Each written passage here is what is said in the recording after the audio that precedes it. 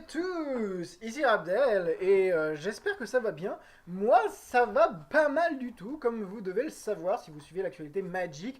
Il y a une série de decks Commander qui est sortie il y a très peu de temps. Commander 2014, dont j'ai donné un magnifique pain dans la caméra. Euh, voilà, donc j'ai opté pour ouvrir un petit pack d'Areti qui est donc le commandeur rouge, rouge PE avec un Planeswalker que l'on peut jouer en tant que commandant. Voilà, je l'ai déjà ouvert histoire de voir un petit peu ce qu'il y a à l'intérieur, ne pas vous dire n'importe quoi et surtout gagner du temps sur l'enlevage de plastique.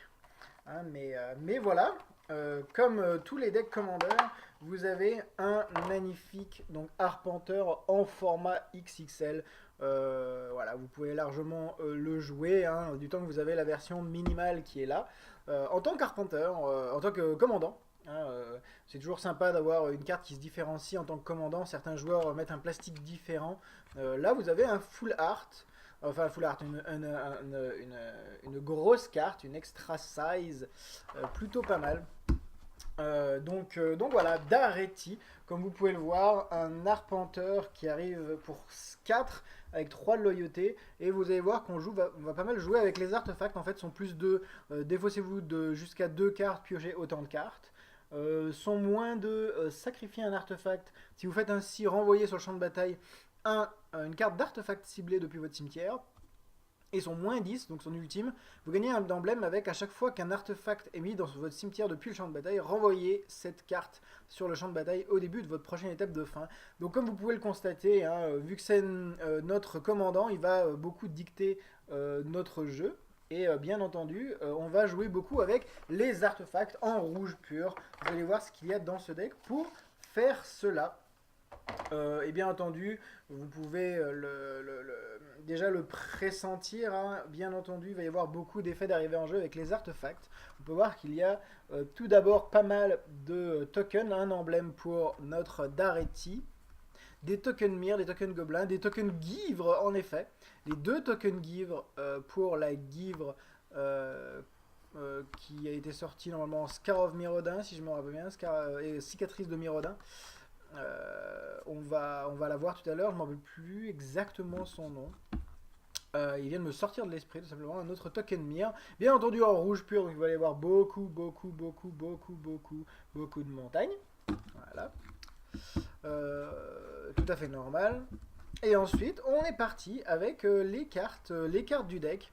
Phare hermétique qui donne un incolore et qui permet d'enlever défense talismanique et linceul à des créatures adverses, que j'aime beaucoup hein, personnellement, je trouve ça très très sympa.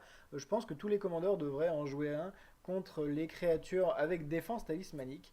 On a le Dareti qui correspond donc au full art, hein, c'est les mêmes, sauf que, encore une fois, c'est pas full art, mais c'est la version agrandie. Donc voilà, on a la version normale et la version agrandie. Donc c'est bien entendu le même. Un Feldon de la troisième voie. Je ne sais pas lesquels sont exclusifs à Commander, je vous avouerai. Mais c'est vrai que Feldon, je ne l'ai pas vu souvent, je ne l'ai pas vu du tout même. Pour 3, une 2-3 créatures légendaires humain artefact, qui en gros permet de mettre une copie de créatures ciblées d'un cimetière, excepté que c'est un artefact. En gros, c'est ce que fait par exemple un fouet d'Erebos, mais en rouge. Donc très sympa comme carte. Un Bosch Golem de fer, une 6-7 piétinement pour 8, pour 4 sacrifier un artefact, infliger un nombre de blessures à une cible créature au joueur égal au coût converti en monnaie de cet artefact. Donc voilà, comme vous pouvez le voir, on va jouer beaucoup avec le cimetière et faire revenir des artefacts, les sacrifier, etc. Bosch, hein. Soudeur Gobelin, une carte qui vaut un paquet de thunes. Pour un rouge, une 1-1, si je me rappelle bien, c'était dans le bloc Urza, l'édition avec le marteau. si je me rappelle bien, je me rappelle plus exactement le nom de l'extension, mais c'est une très bonne rare donc on peut engager ce gobelin et en gros l'adversaire ciblé doit échanger un artefact sur le champ de bataille avec un artefact dans son cimetière, ce qui est vraiment pas mal. Pour 3, une 1A célérité qui, quand il meurt, met une 5-5 artefact légendaire Gobelin et Golem appelé Tuk Tuk le Reparu, donc plutôt sympa. Encore une fois, quelque chose qui va jouer donc avec les artefacts en rouge. Un mage Ambissor, une carte que j'aime beaucoup pour 3, une 2-2 en flash quand il arrive en jeu, on peut copier un sort de rituel ou d'éphémère et changer les cibles de cette copie. Plutôt sympa. Ensuite, on a surtout des grosses bêtes. Un dragon fondeur de butin, 5-5 vols pour 6, pour 4 on peut détruire un artefact et il gagne plus X plus 0 exceptant le coût converti de cet artefact. Vous allez voir qu'on peut le faire très facilement sur nos artefacts, on a plein de valeurs ajoutées en le faisant sur nos artefacts. Pour 6, une 5-5 vol, toutes les créatures attaquent si possible et les créatures attaquantes gagnent plus 1 plus 0 pour un incolore et un rouge sans l'engager. Très fort, escouflanfeur belliciste. Le familier du terrain, une carte nouvelle, je crois, de commandeur. Pour 7, une 5-5 vol célérité avec lieutenant, tant que vous contrôlez votre commandant, donc tant qu'il est en jeu, il a plus 2 et à chaque fois qu'il attaque, il inflige 7 blessures à une créature ciblée que le joueur défenseur contrôle. Vraiment très très puissant ce familier du tyran, il coûte cher mais il fait vraiment le café. En parlant de cartes chères, on a aussi un escouflant-fer de Beaugardant, une 5-5 flash vol pour 8. Et quand il arrive sur le champ de bataille, vous infligez 5 blessures réparties n'importe comment entre des créatures et des joueurs. Ce qui est vraiment très fort comme effet. Bon, 8 en flash tout de même, mais voilà, c'est quand même assez puissant. J'ai lu Âpre Querelle et j'avoue que je ne connaissais pas cette carte, j'aime beaucoup. C'est une carte pour 5, un enchantement. Quand il arrive en jeu, vous choisissez 2 joueurs.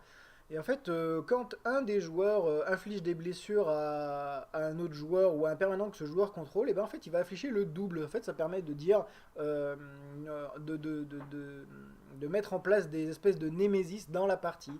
Voilà, le joueur sait que s'il inflige des blessures à un permanent ou à tel permanent, à un tel joueur ou au permanent de ce joueur, ben, ils vont être doublés.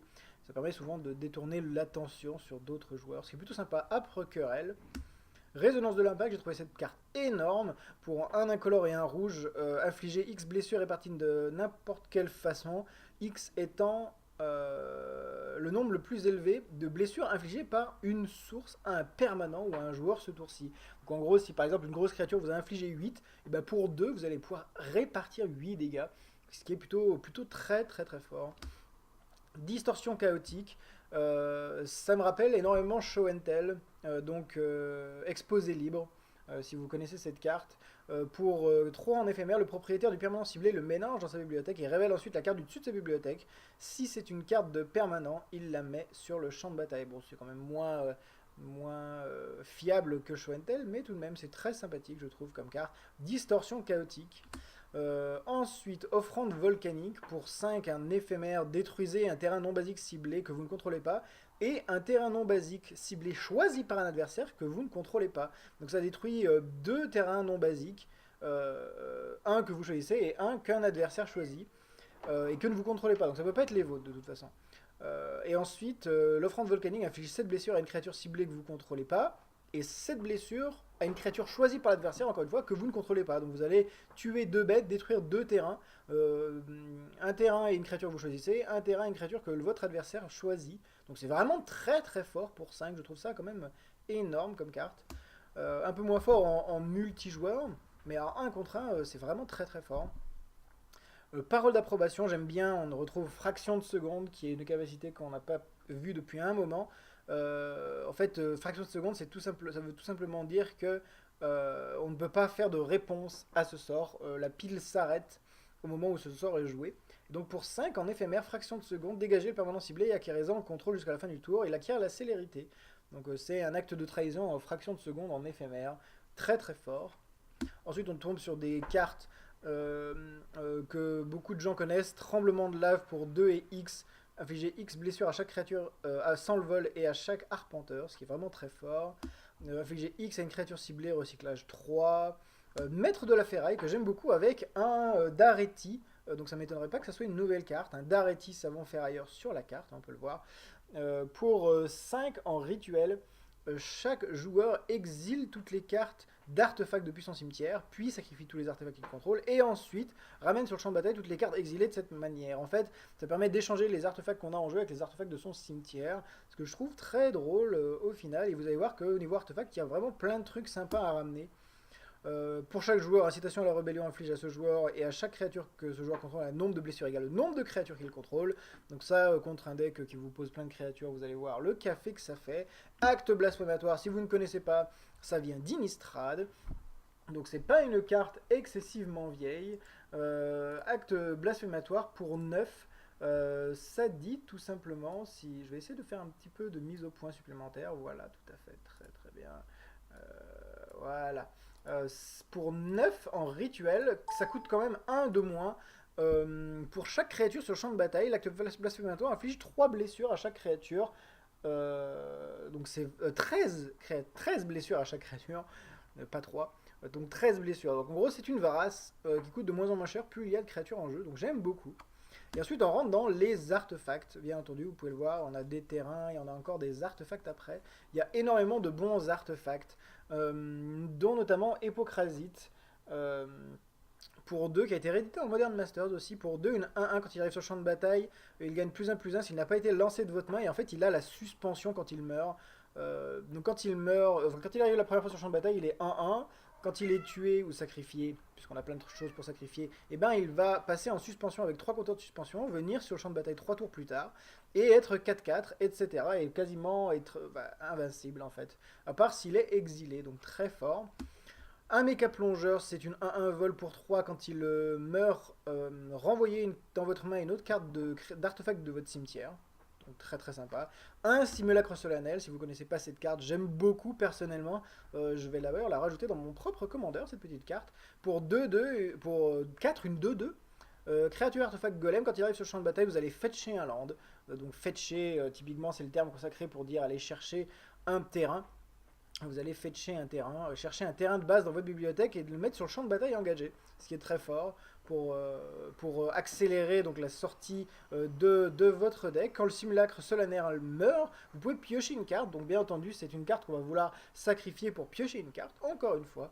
Un escouflant fer d'acier, 5-5 vols pour 6, qui peut gagner +1/+0 et qui peut détruire chaque permanent non terrain avec un coût converti de X.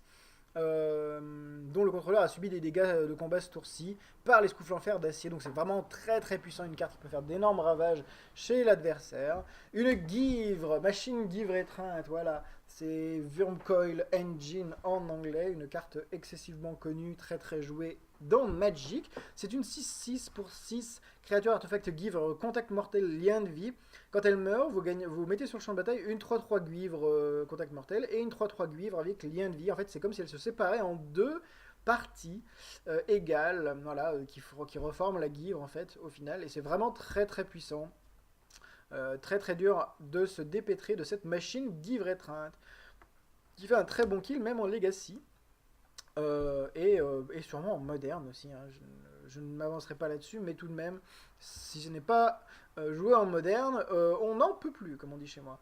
Ensuite, des artefacts qui vont mettre des mires, c'est des artefacts très connus, donc Pentavus et Sphère de Bataille Mire, c'est des artefacts qui, quand ils arrivent en jeu, voilà, Sphère de Bataille Mire, quand elle arrive en jeu, elle met des jetons 1-1 artefacts créatures en incolore mire, et, euh, et en gros, vous pouvez, quand la sphère attaque, engager X mire dégagé que vous contrôlez pour mettre +1 plus X plus 0 à la sphère et infliger X blessures aux joueurs défenseurs. Donc c'est vraiment très très très fort. Et Pentavus, c'est une XX, donc elle arrive avec 5 marqueurs +1/+1 en jeu. On peut retirer un marqueur pour mettre un petit Pentavite avec le vol 1-1 et sacrifier un Pentavite pour lui remettre un marqueur +1/+1. C'est une espèce de créature qui voilà, met des tokens, peut les reprendre, etc. C'est vraiment très sympa et très dur à gérer. On retourne sur des cartes que j'adore, une réédition d'un médaillon de rubis. Les sorts rouges que vous lancez coûtent 1 de moins à lancer, donc ça c'est excellent. J'aime énormément cette carte.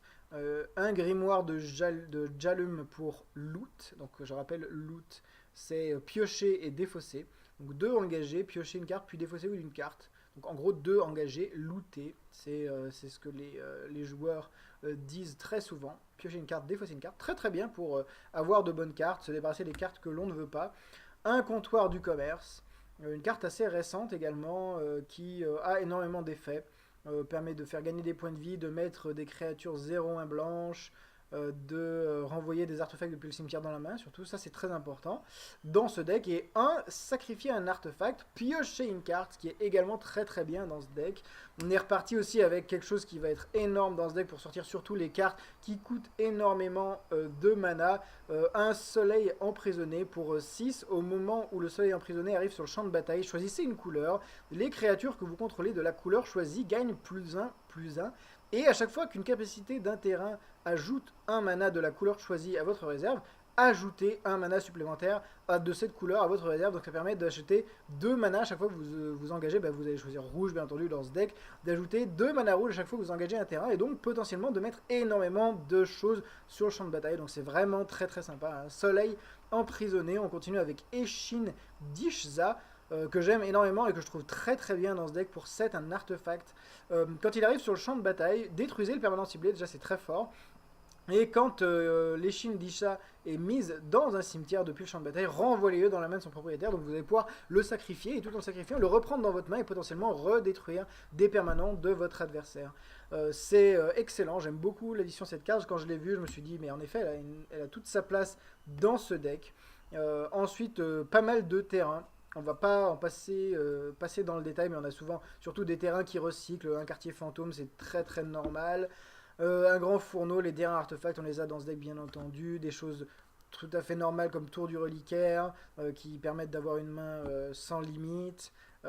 Des terrains accélérateurs. Donc ça, on ne va pas forcément faire l'inventaire de tout ça. Et ensuite, on a pas mal d'autres petites cartes qu'on va voir très rapidement. Un Cavrul en feu qui était très joué à son époque. Quand il arrive, il met 4 blessures à une créature ciblée. Un chef Scarapace pour 4 une 2-2 qui, quand il arrive en jeu, il met 2 gobelins en jeu 1-1. Non, pas le chat. Ah bah non, pas de chat devant la caméra.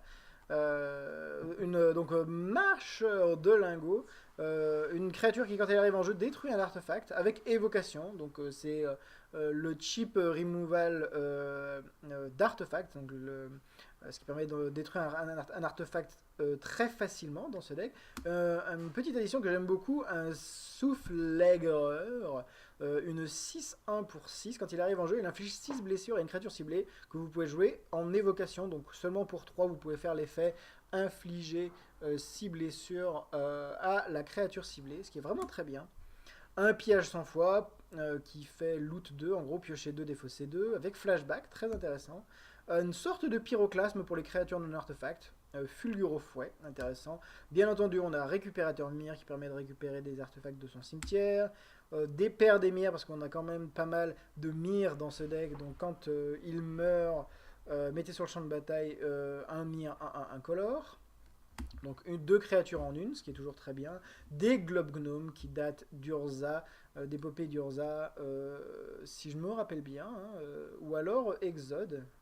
Sacrifier les globes gnomes, gagner 3 points de vie. Donc c'est, vu qu'on peut le reprendre, c'est toujours très très sympathique. Un cathodion que j'aime énormément dans ce deck, hein. Quand il meurt, vous ajoutez 3 à votre réserve, ça permet de gagner beaucoup de mana. On a beaucoup de moyens de sacrifier des artefacts dans ce deck, et donc ça nous permet d'avoir plus du mana. Très très bien. Un mire de Paladum bien entendu, qui donne 2 incolores en s'engageant, c'est un mire 2-2 pour 3. Œil du pèlerin, quand il arrive sur le champ de bataille, vous pouvez chercher dans votre bibliothèque un terrain de base, le révéler et le mettre dans votre main. Donc ça permet de fetcher un terrain, encore une fois. Bien entendu, vu qu'on parle d'artefacts, on a un calice toujours ruisselant, une carte à 0 multi-kick 2, donc on peut payer plusieurs fois le kick. Quand il arrive sur le champ de bataille, il a donc X marqueur charge, où X est le nombre de fois où il a été kické. Et il ajoute, en l'engageant, un mana incolore pour chaque marqueur charge sur le calice. Toujours ruisselant, toujours très sympa cette carte, j'aime beaucoup. Si vous le faites déjà à 4, vous avez un bon producteur de mana. On a une bombe à sortilège de panique, une bombe qui permet d'empêcher une créature de bloquer. C'est encore un artefact qu'on va pouvoir sacrifier, faire revenir. Et ça permet de piocher des cartes surtout. Si on paye un rouge quand il part au cimetière. Donc ça c'est vraiment sympathique.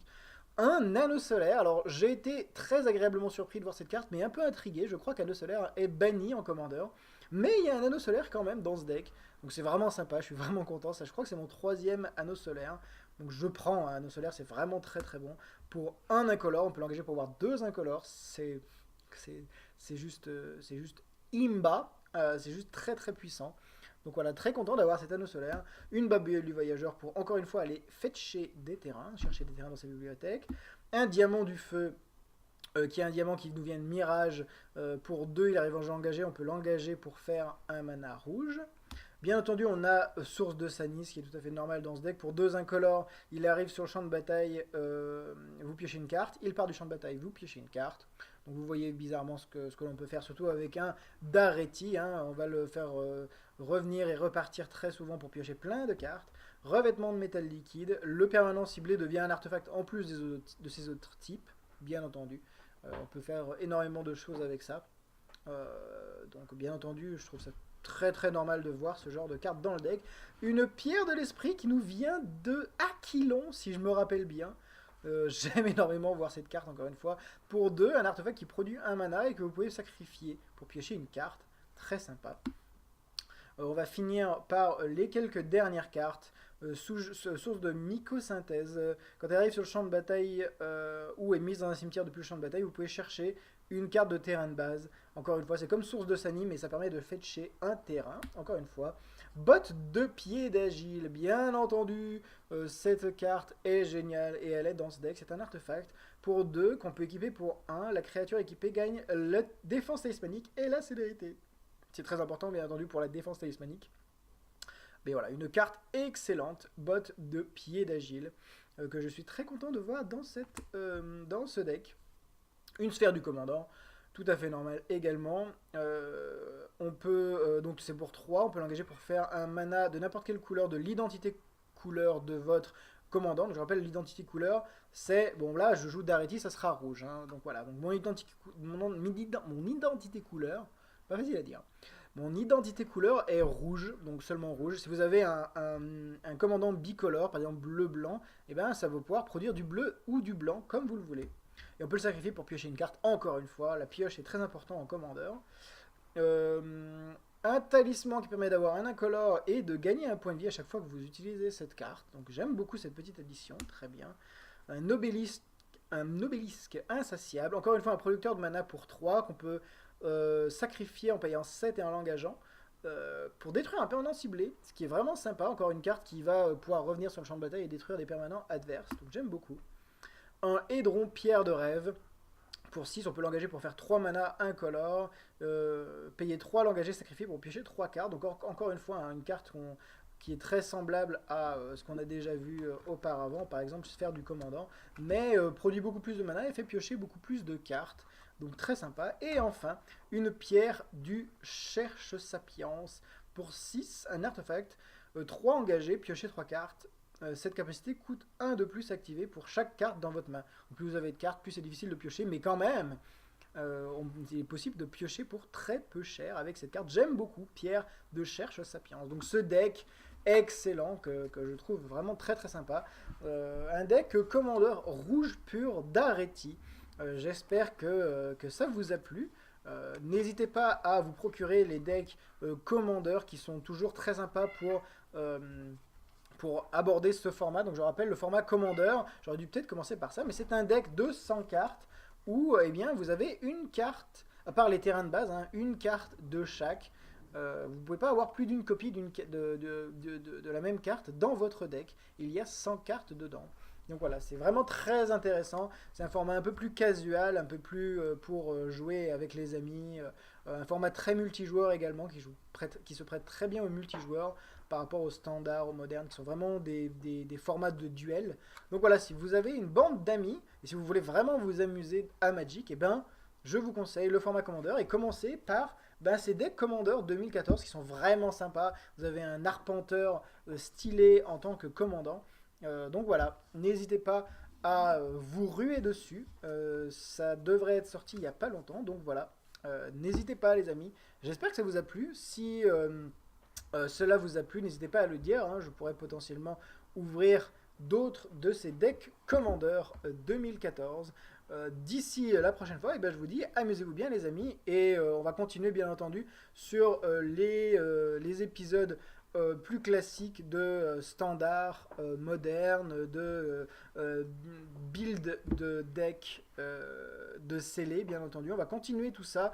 On va continuer aussi les séries pour débutants. Donc voilà, encore plein de contenu à venir, à l'avenir sur Magic l'Assemblée. Les amis, en attendant la prochaine vidéo, je vous dis à plus. Ciao, ciao!